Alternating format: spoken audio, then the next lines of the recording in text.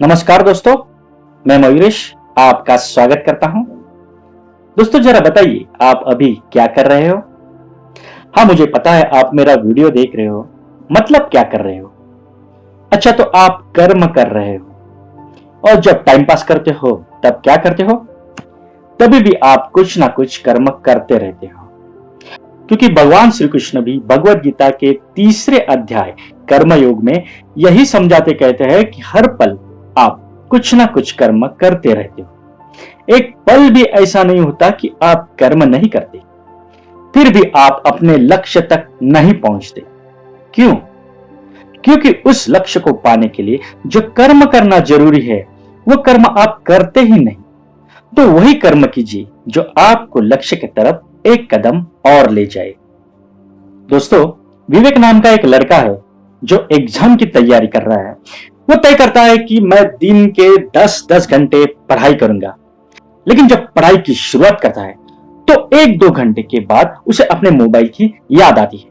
सोचता है 5-10 मिनट के लिए मैसेजेस चेक कर लूं, 5-10 मिनट से क्या होगा। लेकिन जब एक के बाद एक करके जब वो मोबाइल में खो जाता है तो उसके 2 घंटे बर्बाद हो जाते हैं। दोस्तों, हमारे साथ भी ऐसा बहुत बार हुआ होता होगा। ये मन की लुभाने वाली चीज, फिर वो चाहे कुछ भी क्यों न हो, आपके काम को रोक देती है। और ऐसी चीजों पर आपने कंट्रोल नहीं किया तो आप अपने लक्ष्य तक पहुंचोगे कैसे? तो ऐसी चीजों को पहचानिए और खुद को कंट्रोल कीजिए। दोस्तों, फिर उस विवेक की शादी हो जाती है। शादी के बाद विवेक कोई काम नहीं करता, बस घर बैठे आराम करता है। उसकी बीवी इधर उधर का थोड़ा काम करके पैसा कमाती है और घर चलाती है, और विवेक बाबू घर में बैठकर सोच रहे होते हैं कि अब वो अमीर इंसान बन चुके हैं और बंगला खरीद रहे हैं, गाड़ी खरीद रहे हैं। दोस्तों, ऐसे एग्जाम्पल्स आपने भी आपके आसपास देखे होंगे।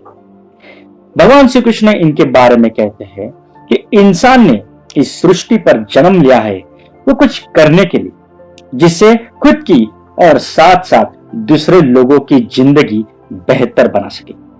और उसके लिए कर्म करना जरूरी है, और उस कर्म को कर्तव्य समझकर करना उससे भी ज्यादा जरूरी। बिना कोई काम किए किसी को लक्ष्य प्राप्त हो जाए, ये कैसे मुमकिन है? भगवान श्री कृष्ण कहते हैं कि तीनों लोक में मेरे लिए कोई कर्म नहीं है, फिर भी मैं कर्म करते रहता हूं, उसे कर्तव्य समझकर।